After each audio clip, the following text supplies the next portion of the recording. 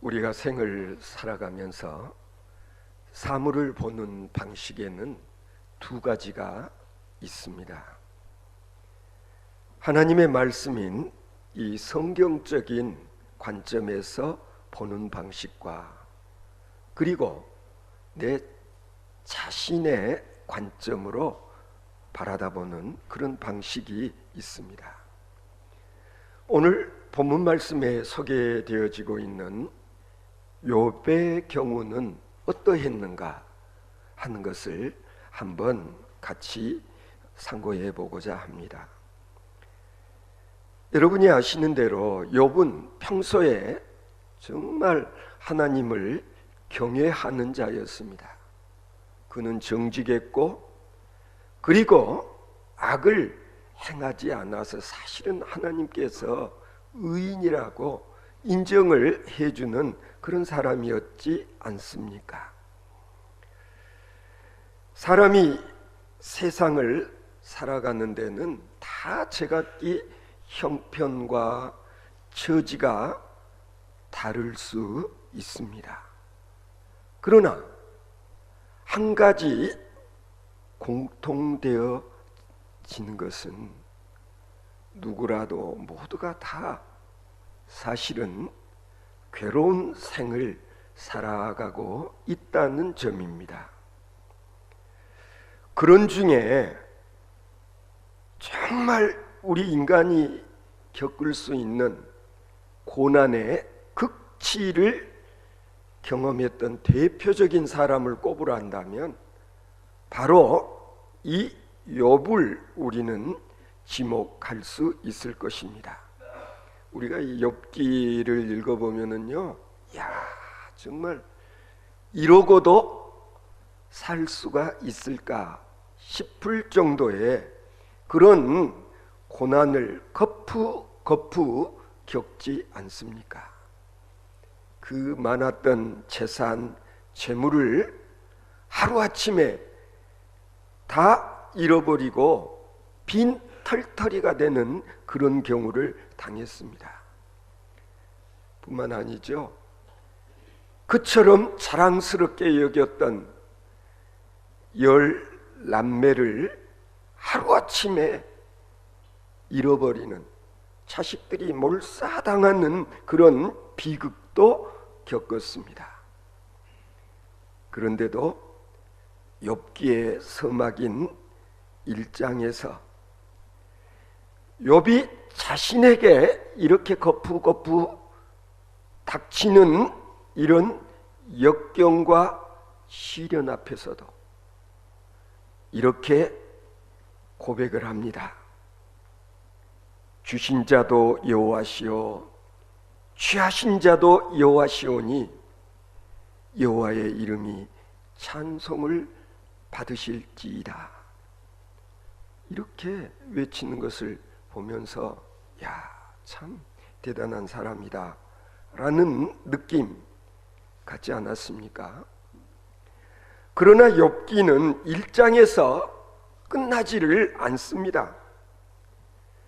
욥이 이런 시험과 고난 속에서 버티는 것을 보고 사탄이 제2의 시험을 하지 않습니까? 읽어보면은요, 온 몸에 욕창이 생기고 그리고 그냥 이 가려워서 앉아 있을 수가 없어서 잿더미에서 이 앉아 재를 뒤집어 쓰고 깨진 기와장을 가지고 몸을 긁지 않으면 안 되었고, 그리고 마침내는 피골이 상접해서 그 부자로 보기 좋았던 풍채는 다 사라져 버리고 정말 험한 그런 몰골의 소유자가 되어 버렸던 욥. 이런 소문을 듣고 찾아온 친구들이 욥의 처참한 모습을 보면서 말합니다. 하나님이 계시다면 아무 죄 없는 사람을 이렇게까지 할 수 있을까? 위로하는 척 하는 말이었어요. 그래서 친구들 말입니다. 아무래도 친구 욥이 무슨 죄를 범해서 죄값으로 이런 일을 당하고 있는 것이 아니냐. 친구들이 욥에게 하는 말이에요. 네가 뭔가 지금 우리가 모르는 그 어떤 죄를 지어서 죄값으로 너가 지금 이런 경우를 당하는 것이다. 친구들만 그랬나요? 같이 살아왔던 사랑하는 아내마저 이런 욥을 향해 뭐라고 그랬습니까? 당신이 그래도 순전을 굳게 지키겠어? 어쭈? 차라리 하나님 욕하고 죽어버리시오. 이렇게 아내가 조롱을 했고, 그리고 남편을 버리고 떠나가 버리지 않습니까? 그래서 욥기 38장에 이르기까지 쭉 읽어보면은요, 욥과 또 그런 말을 하는 친구들 간에 나름대로의 변론이, 말이 변론이지 언쟁입니다. 말싸움이 계속되는 것을 볼 수가 있습니다. 어려움이 점점 심해지고 친구들이 죄값으로 당하는 벌이라고 말을 하니까 그래도 참고 참아왔던 욥이 마침내는 짜증을 내기 시작합니다. 욥의 말입니다. 나는 하나님 앞에 잘못한 것이 없이 이 억울함을 당하고 있습니다. 하나님께 하는 말이에요. 자기가 지금 옳고, 따라서 내가 잘못한 것이 없음에도 불구하고 이런 고통을 당하게 하는 것은 혹 하나님이 지금 잘못하고 계시는 것은 아닌가 하는 논리까지 욥이 말하고 있는 것을 우리는 확인할 수가 있는 것입니다.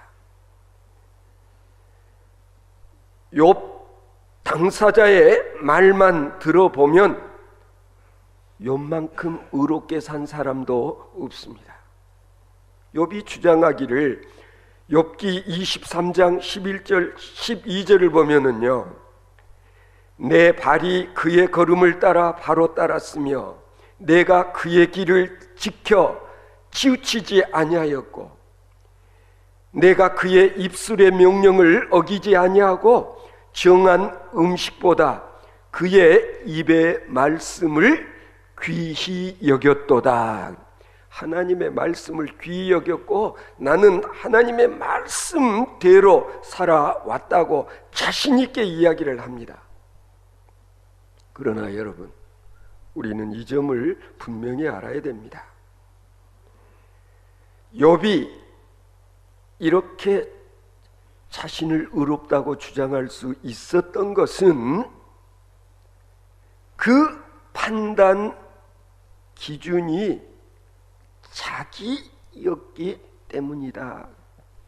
자기 기준, 자기 관점에서 봤을 때에 자기는 잘못한 게 없다, 죄진 게 없다, 나는 바르고 의롭게 살려고 최선을 다해왔음을 하나님 아시지 않습니까? 이런 변론,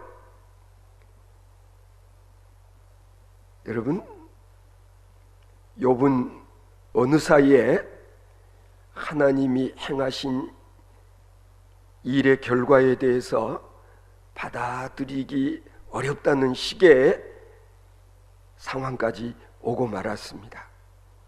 그러나 하나님께서 욥에게 행하신 이 모든 일이 정말 정당하고 의로운 결과라는 것을 지금 욥은 수용하기가 어려운 거예요. 자기 생각에 도저히 납득이 가지를 않는 거예요. 그래서 욥기서 여러분들이 10장 2절과 또 13장 24절을 읽어보시면은요, 도대체 무슨 까닭으로 내가 이런 어려움을 당하고 있는지 알게 해달라고 하나님께 어떻게 보면 좀 대드는 듯한 그런 모습도 볼 수가 있습니다. 하나님께 어디 하나님 한번 따져봅시다, 뭐 이런 식으로까지 욥이 지금 변한 것을 볼 수가 있습니다. 그때 그런 욥에게 하나님께서 폭풍 가운데서 욥에게 말씀하셨다, 그렇게 기록되어 있습니다. 하나님의 말씀입니다. 하나님의 답변입니다. 내가 땅에 기초를 놓을 때에 내가 어디 있었느냐? 그 주초는 무엇 위에 세웠으며 그 모퉁이 돌을 누가 놓았더냐? 내가 바다 근원에 들어갔었느냐? 누가 포구를 위하여 길을 내었으며 우레의 번갯길을 내었느냐? 내가 암사자를 위하여 식물을 사냥하겠느냐? 산 염소가 새끼치는 때를 내가 아느냐? 내가 능히 낚시로 악어를 낚을 수 있겠느냐? 하나님의 이런 기준으로 보면은요, 욥은 한없이 무지하고 한없이 무능한 존재라는 것을 알 수 있습니다. 성도 여러분, 여러분은 평소에 때로는 그래도 내가 이 세상의 이치를 알 만큼은 알지, 뭐 6, 7, 80평생 살아오는 동안 산전수전 다 겪어서 내가 웬만큼 안다라는 그런 생각 하지 않습니까? 그러나 실제로 우리가 하나님의 말씀을 읽고 하나님의 말씀을 듣다 보면은요, 나의 무지가 얼마나 큰 것인지, 그 다음에 내 능력이라는 게 얼마나 보잘것없는 것인지 우리는 인정하지 않을 수 없는 겁니다. 그래서 우리가 어떤 사물을 보고 판단하게 될 때는 기준이 나의 관점이 되어서는 안 된다. 적어도 하나님을 믿는 우리 신앙인들이라면 하나님의 관점에서 이 결과를 어떻게 평가하고 어떻게 판단할 것인지, 그리고 내 자신을 말씀의 거울에 비춰 봤을 때에 나는 정말 흠없고 온전한 의인이라 할 수 있겠는지, 우리는 관점을 하나님의 관점에 두어야 된다라는 거예요. 우리가 매사를 하나님의 관점에서 헤아리게 되어지면은 우리는 원망과 불평보다는 실은 감사할 일이 훨씬 더 많다는 사실을 알게 될 것입니다. 여러분, 우리가 나의 관점에서 이 교회를 한번 둘러보게 되면은요, 참 교회만큼 비효율적인 그런 집단도 기관도 없는 것처럼 보입니다. 체계도 제대로 갖춰져 있지 않는 것 같고, 일반 관공서에 비하면 행정력도 그런 것 같습니다. 무능한 사람들이 직분을 맡아가지고 제대로 일도 못하고 있는 것처럼 보이는 것이 교회입니다. 그래서 그런 관점에서 교회 구석구석을 보게 되면은요, 답답하고 짜증이 나고, 내 생각 같아서는 저거 그냥 한번 확 뜯어 고쳐버렸으면 좋겠다라는 생각이 드는 그런 공동체, 그게 교회인 거예요. 그러나 하나님의 관점으로 교회를 보게 되어지면 교회는 상처가 치유되는 것이요, 죄인이 구원을 받는 곳이요, 하나님의 능력으로 하나 되는 곳이요, 삶의 의미를 찾는 곳이요, 삶의 풍성함을 누리는 곳일 뿐만 아니라 세상과 악의 세력을 이기는 곳, 그리고 누구라도 이곳에 오면 소중히 여김을 받는 곳일 뿐만 아니라 하나님을 섬기며 기도하는 가운데 나의 모든 어려운 문제가 해결되어지는 곳일 뿐만 아니라 모든 것이 합력하여 선을 이루게 된다는 사실을 경험하며 간증할 거리를 발견하는 그런 곳이 교회인 것입니다. 하나님의 관점으로 이 세상을 바라다 보게 되면 세상은 하나님의 구원이 완성되어지는 것이요, 그리고 다시 오실 예수님을 향하여 나아가게 되는 삶의 자리다. 그렇지 못하고 사람의 관점에서 이 세상을 바라다 보면 세상은 죄악 투성이고 그리고 소망이 없는 절망적인 삶의 자리로 보여진다는 점에서 우리는 나의 시선을, 아니 나의 관점을 항상 하나님의 기준에서, 하나님의 관점에서 바라다 보고 그리고 소망을 잃어버리지 않을 수 있는 그런 저와 여러분들 되어질 수 있기를 바랍니다. 오늘 주신 이 욥기 42장 말씀은요, 욥이 지난날에 잘못을 깨닫고 그리고 하나님께 회개하는 그런 장면입니다. 그래서 제가 오늘 설교 제목을 욥의 득도 그렇게 붙여봤습니다. 득도, 깨달음이라는, 불교에서는 니르바나라고 이야기하죠. 깨달음이 있어야 된다는. 욥은 지난날에 자신의 잘못을 깨닫고 비로소 하나님 앞에서 회개하고 있는 그런 모습을 우리는 마지막 장에서 볼 수가 있어요. 1절 이하의 말씀을 보시면은요, 욥이 여호와께 대답하여 이르되 주께서는 못하실 일이 없사오며 이전 개역성경에는 무소 불능이시며 무슨 계획이든지 못 이루실 것이 없는 줄 아오니 무지한 말로 이치를 가리우는 자가 누구니까? 나는 깨닫지도 못한 일을 말하였고 스스로 알 수도 없고 헤아리기도 어려운 일을 말하였나이다. 내가 말하겠사오니 주는 들으시고 내가 주께 묻겠사오니 주여 내게 알게 하옵소서.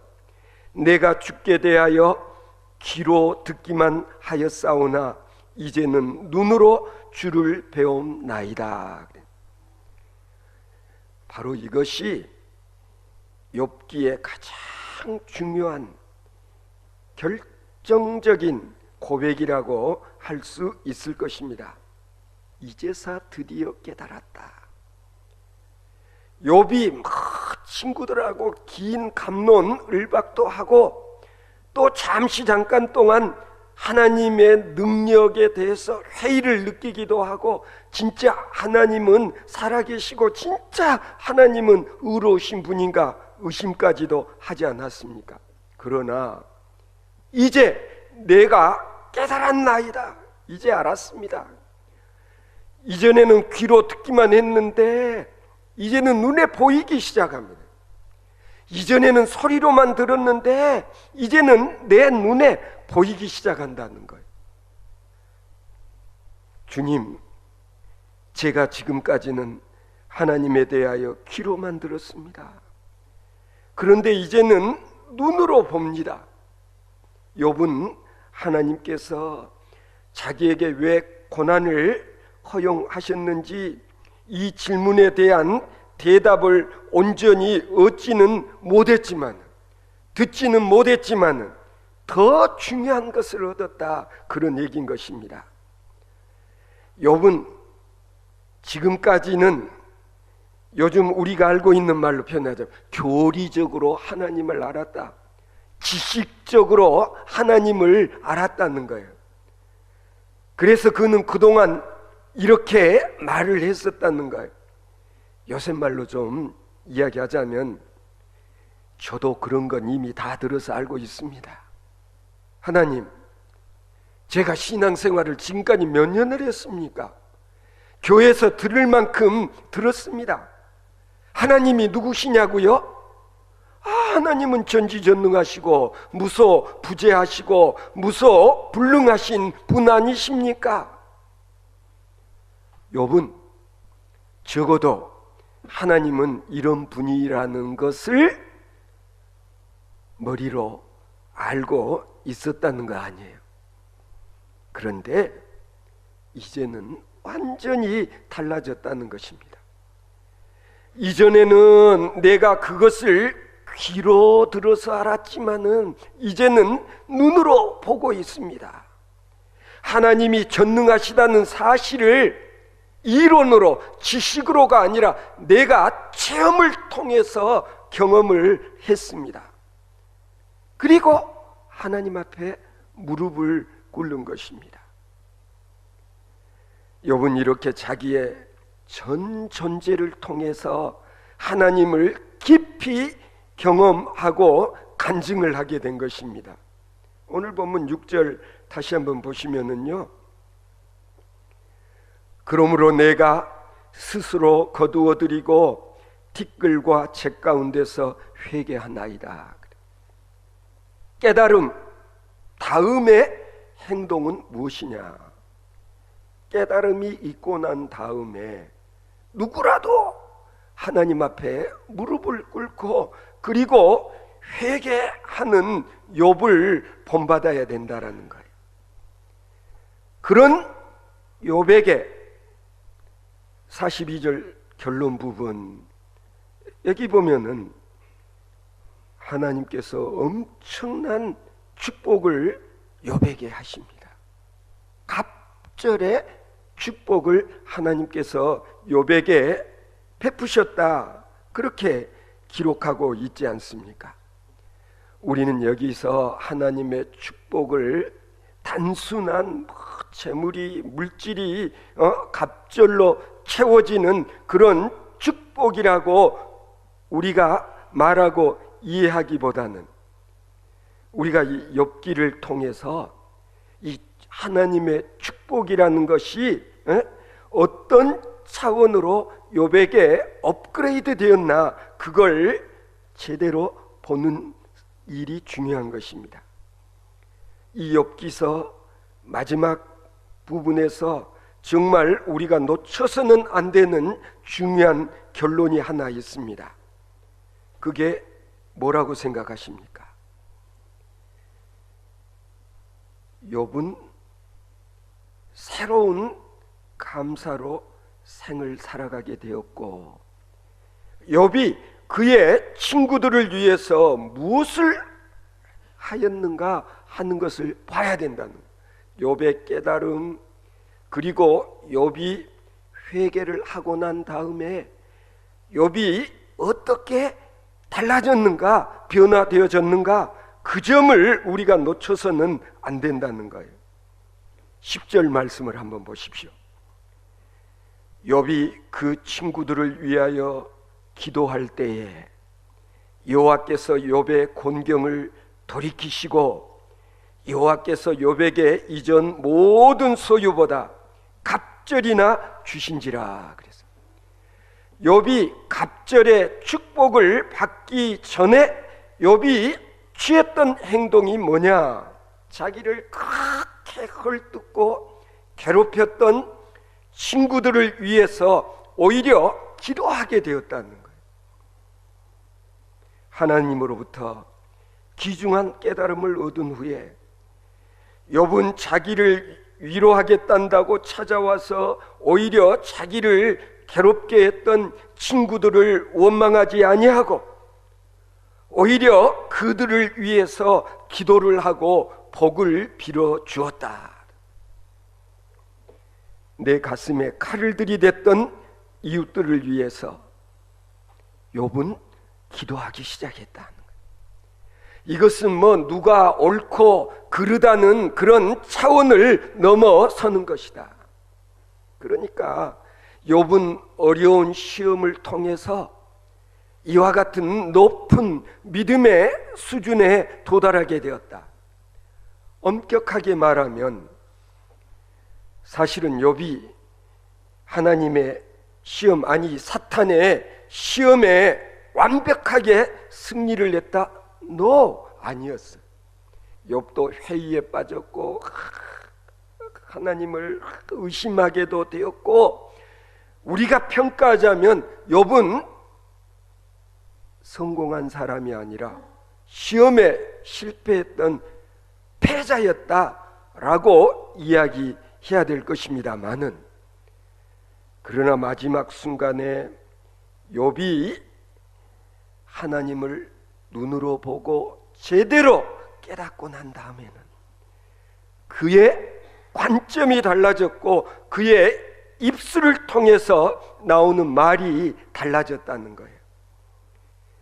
고난을 통해서 하나님을 원망하기보다는 하나님을 더 사랑하게 되었고, 내 가슴에 비수를 꽂는 이웃을 축복하면서 살아갈 수 있는 놀라운 성숙된 삶의 차원에 들어서기 시작했다. 성도 여러분, 말이 쉽지 결코 쉬운 일이 아닙니다. 원수를 사랑해라, 내 이웃 사랑하기를 내 몸처럼 해라. 저도 이런 말씀을 대할 때마다 솔직히 자신이 없습니다. 목사라고 손양원 목사님처럼 내 자식을 죽인 원수도 사랑할 수 있을까? 쉽지 않은 일입니다. 그러면 누가 이와 같은 일을 행하셨나? 이 세상에 누가 이런 일을 온전히 행하셨나? 우리는 오직 예수 그리스도, 예수님 외에는 이와 같은 일에 있어서 온전한 사람은 없었습니다. 여러분, 예수님이 고난을 당하신 게 예수님이 죄를 지었기 때문입니까? 예수님이 죄인이어서 십자가의 형벌을 받으셨습니까? 그렇지 않습니다. 예수님은 빌라도 앞에서, 대제사장 앞에서 억울함을 호소했습니까? 변명했습니까? 아니었습니다. 예수님은 억울하게 매를 맞으시고 죄인 취급 당하시고 그리고 조롱과 비웃음을 당하시며 골고다 길을 올라가시면서 한 번이라도 자기를 변호하신 그런 일이 있었느냐 말입니다. 주님은 자신을 변호하시는 것보다 더 높은 차원의 일을 행하셨다. 내가 어떻게 하면 하나님의 뜻에 순종하고 하나님께 감사하고 나를 십자가에 못 박는 저자들을 위하여 기도할 수 있을까? 아니, 예수님은 기도하셨어요. 하나님, 저들의 죄를 용서하여 주시옵소서. 누가 이와 같은 예수님의 삶을 살았습니까? 돌 팔매에 맞아 죽어가던 스데반 집사도 예수님이 하셨던 이와 같은 기도를 하지 않았습니까? 하늘 아버지시여, 저들을 용서하여 주시옵소서. 저들은 알지 못하고 저런 일을 행하고 있습니다. 누가복음 23장 34절에 보면은요, 예수님께서 기도하십니다. 아버지여, 저희를 사하여 주옵소서. 자기의 하는 것을 알지 못함이니이다. 성도 여러분, 예수님과 같은 삶, 이러한 삶의 차원으로 욥을 끌어올려서 그의 인격을 승화시키려는 하나님의 그 놀라운 섭리를 욥은 나중에서 깨달아 알게 되었다. 마지막에 알게 되었다는 거예요. 여러분, 힘들고 어렵습니까? 어려운 일을 겪고 계십니까? 욥하고 한번 비교해 보십시오. 저는 서울의 형님 가정에서 이전에 사기꾼 만나서 사기당하고 엄청난 손실을 당하게 됐을 때, 그때 조카가 아주 꼬마애였는데, 꼬마가 코가 석자 하나 빠져있는 아빠에게, 형님에게 그렇게 이야기를 하더라는 거예요. 아빠, 그래도 아빠는 욥보다는 낫잖아요. 우리가 다 살아있잖아요. 그 말을 듣고 그때 크게 깨닫고 그리고 위로를 받았노라는 그런 얘기 들은 걸 가끔씩 기억합니다. 성도 여러분, 하나님께서 괜히 우리로 하여금 어려움을 당하고 고난을 겪게 하는 것이 아니라 고난에는 이유가 있다. 내게 억울한 고난이 닥치거든 고난의 이유를 묻지 말아라. 그리고 내가 해야 할 일을 할 수 있어야 된다. 나보다 더 지혜로우신 하나님이 알아서 내게 고통을 주셨겠지.